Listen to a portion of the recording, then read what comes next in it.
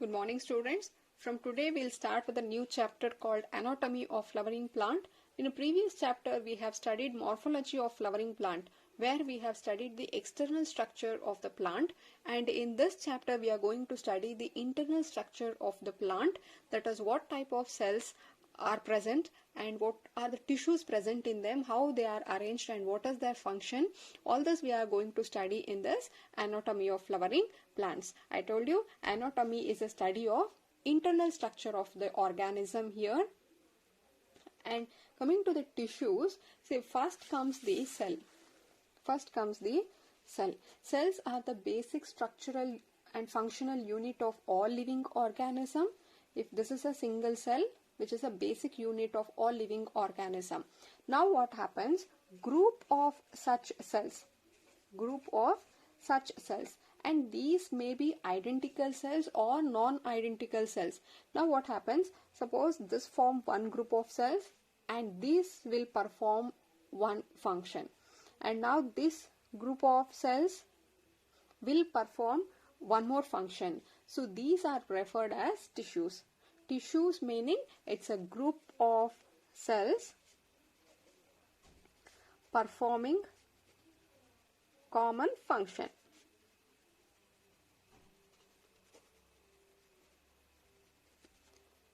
Group of cells performing common function, you call them as tissues.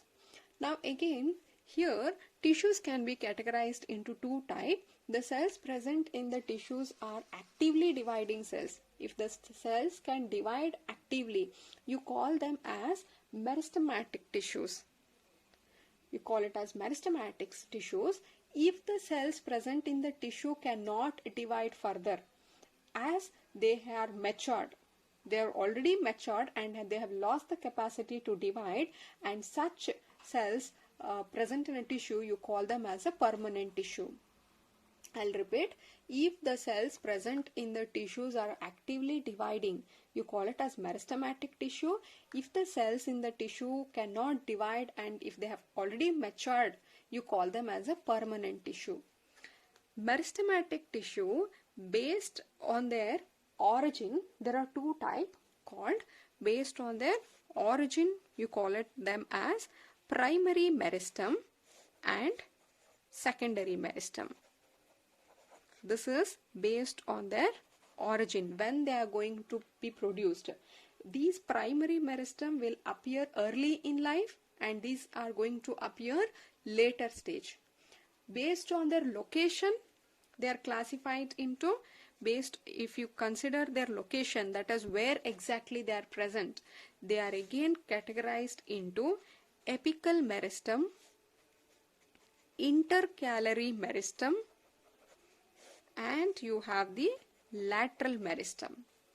You can see here meristematic tissues.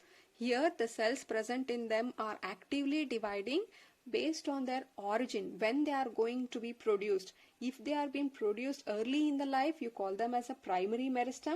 If they are produced later, you call them as a secondary meristem. Based on their location, where these meristematic cells are present, there are apical meristem, intercalary meristem and lateral meristem. See, as the name indicate, apical or apex meaning tip. So again, in the apical meristem, they can be present at the root tip or they can be present at the shoot tip. So if you consider a plant, this is a soil here, you will have roots here and this will be our shoot. Meristem can be present at the tip of the shoot or they can be present at the tip of root. These are called as shoot apical meristem and these are called as root apical. Apical meaning it's a tip. Root apical meristem. See, here they are present at the tip. And I told you meristem are actively dividing. Therefore, whatever cells which are present here, they keep on dividing and this will result in the increase in the length of the plant. Even the root will increase. Here also these cells keep on dividing and thereby it will increases the length of the plant. Occurs at the tip of root and shoot. They are primary meristem because they appear early in the life and they are responsible for increasing the length of the plant. Coming to the intercalary meristem, these occur between the mature tissues. When there is already some permanent tissues present, in between these permanent tissues you can find this intercalary meristem, and these are short lived, and even these are also primary meristem because they too appear early in the life and they are responsible for forming a branch and the flower. And lateral meristem, these occur in the mature regions of the root and the shoot. These are the secondary meristem because this has been developing later in the life, and here they appear later than primary many meristem, and they are responsible for secondary growth. Here when we say primary growth, meaning it is an increase in the length of the plant. When we say secondary growth, we are talking about the width of the plant. The lateral meristem, if this is the shoot, you can find lateral meristem here in this lateral side of the portion. So now what happens, these cells keep on dividing like this. As a result, here also you can find the growth, but growth is not linear, it is this way. This increase in the width, you call it as a secondary growth, whereas in this case it was increase in the length of the root or a shoot, that is called primary growth. Am I clear with the meristematic tissues?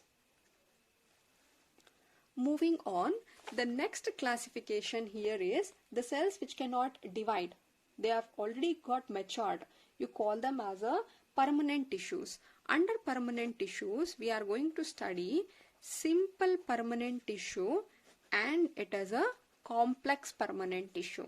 Simple permanent tissues are made up of single type of cells, whereas these have different types of cells together. Under simple, again we have to study the parenchyma, collenchyma and sclerenchyma. See this? These are the types of permanent tissue. The permanent tissues are derived from the meristematic tissue and are composed of cells which have lost the ability to divide.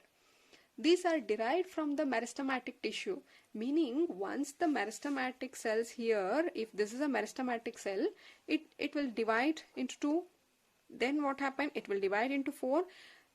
As this happen, the half of the meristem divided cell will stop dividing, but they keep on increasing in the size. But this one, it will further continue to divide. And once this increase in the size, later on they get matured, and now you call this as a permanent one. But they are derived from the meristematic tissue and they are composed of cell. If I say tissue, it should be composed of cell, but this has lost the ability to divide. Under permanent tissues, you can find two types called simple permanent tissue and complex permanent tissue. Simple permanent tissue meaning they are made up of one type of cells. Here in complex, you can find more than one type of cells. Since they are tissue, group of cells must be there. All the cells, if they are of one type, they form a simple permanent tissue. If they are made up of different type, you call it as a complex permanent tissue. Under simple permanent tissue, we have to study parenchyma, collenchyma, sclerenchyma. So let us take up this parenchyma. Parenchyma cells are found in the soft regions like cortex, leaf, fruit and seeds. Parenchyma cells may be of different shape. They might be isodiametric, they might be spherical, oval, round, polygonal or elongated. They can be of any shape, but they have a thin cell wall. You can see here I have taken a spherical parenchyma cells, but the cell wall of this is very thin and it is made up of cellulose. Each cell has its own nucleus. You can see here Each cell is having its own nucleus, and they have a vacuole, and also they will have the cytoplasm or protoplasm. This is how the parenchyma looks. Thin cell wall with a prominent nucleus, vacuole, and you have this protoplasm. And the cells in the parenchyma are loosely arranged with a small intracellular space. See, when the cells are arranged, we can find a small intracellular space here between them. These are called as intercellular space. And what is the function of parenchyma? The main function of parenchyma is to perform photosynthesis. It will act as a storage unit. They will store starch, protein, oil, fats. These are all stored in the protoplasm, and they also act as a secretory agent. They perform photosynthesis, storage, secretion. All three works can be done by the parenchyma cells. And there are certain parenchyma with a chloroplast. Now we know what is this chloroplast. The chloroplast is an organelle which is required for photosynthesis. When the parenchyma is having a chloroplast in them, you call them as a chlorenchyma. Chlorenchyma, the parenchyma with the chloroplast. Clear? Now, moving to the second type, it is called collenchyma. They may be oval, spherical, or polygonal, but the cell wall are thick, much thickened at the corners. See, when compared to the parenchyma, the cells of the collenchyma here, they have a very thick cell wall. You can see here, it has been darkened. They have a very thick cell wall, and they are even more thickened. You can see here, like this, even more thickened at the corners. That is due to deposition of cellulose and hemicellulose and also pectin. Because of these three components, they have a thick cell wall, and their intracellular space is also being lignified. Each cell has nucleus at the corner. Again, they will have a nucleus at the corner. Vacuolated cytoplasm. Same, they have the vacuole and they have the cytoplasm. Vacuole with the cytoplasm you can find here. The main function of collenchyma is to give the mechanical support. That is the reason why they have been thickened here. These are more rigid when compared to the parenchyma. And apart from this, collenchyma can help in photosynthesis. See here, there are various type of thickening. Depending upon them, we have some more types called annular thickening, laminar thickening. In case of annular thickening, only corners are being pectinized.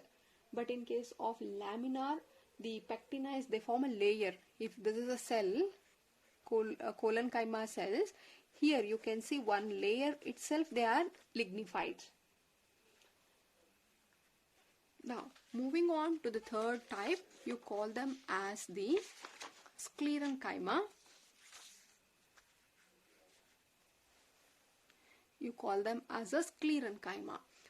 Sclerenchyma are the dead tissues with thick and lignified cell. It has two components. I'll tell you why we call them as a dead tissues. Whereas parenchyma, collenchyma, what we have studied, both of them have their own nucleus here. They are living cell. But the sclerenchyma are the dead tissues. They are made up of two components. One you call it as a fiber. These are elongated with a tapering end. Meaning fibers look somewhat like this. They are elongated with the tapering end. Tapering end meaning you can see at the center they are broad. As they move towards the tip, they are very narrow. So this you call it as a tapering end. Elongated with the tapering end. They too have a thick wall. You can find the walls of the fibers are thick.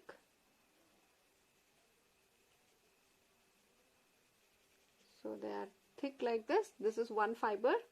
There will be one more fiber like this. This is also thickened.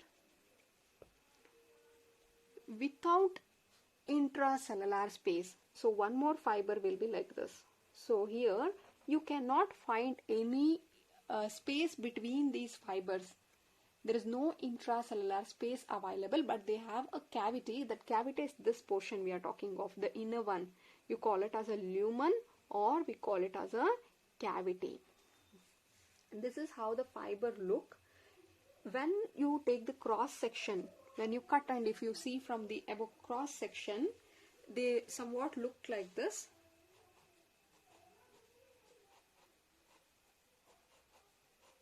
They look like this. See, we know that between two cells there will be a small opening, and you call this opening as plasmodesmata. And why this opening is? It is to communicate between these two cells. You have this plasmodesmata. During their development, these plasmodesmata are blocked. When the plasmodesmata are blocked, there is no connection or communication between these two cells, and even here also it is blocked. Therefore, they will lose the connectivity between the cells, and finally there is no protoplasmic connection, and finally they die. This is how they become dead tissues. I'll repeat once again. Sclerenchyma is made up of two components. One you call it as a fiber, and another one you call it as a scleroid. Fibers are elongated with a tapering end. Their cell wall is also very thick, and they don't have the intracellular space, but they have inside, they have a small cavity which you call it as a lumen. When you take a cross section of a fiber, it somewhat look like this. They show a multi-angular shape with a lignified wall. Even you can see that lignified wall will also be seen.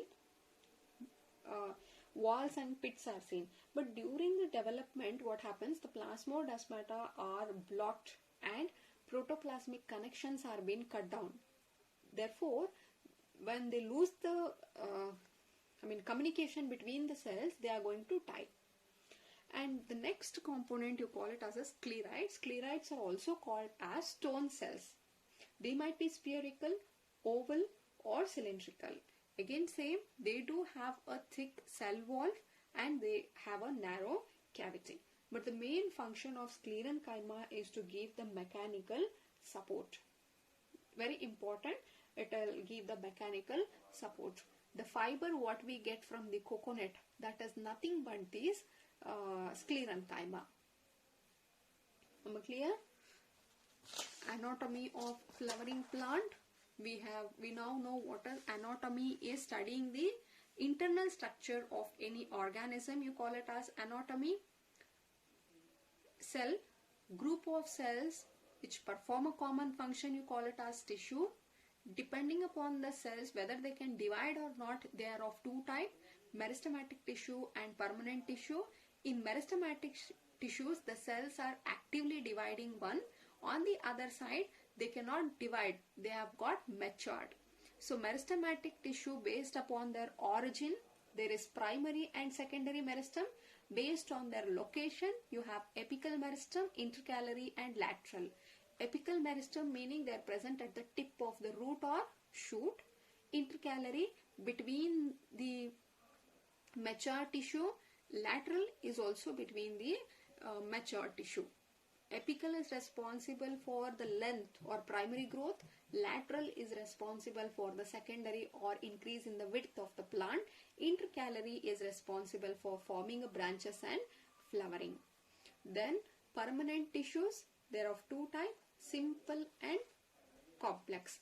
Simple made up of one type of cell, complex made up of different types of cell. Under simple, we have studied parenchyma, collenchyma and sclerenchyma. Make these points. Parenchyma, how they look, collenchyma and sclerenchyma. In the next class, we'll take up the complex tissue, that is xylem and phloem.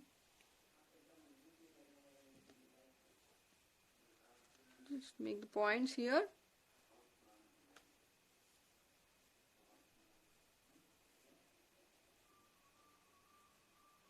Thank you.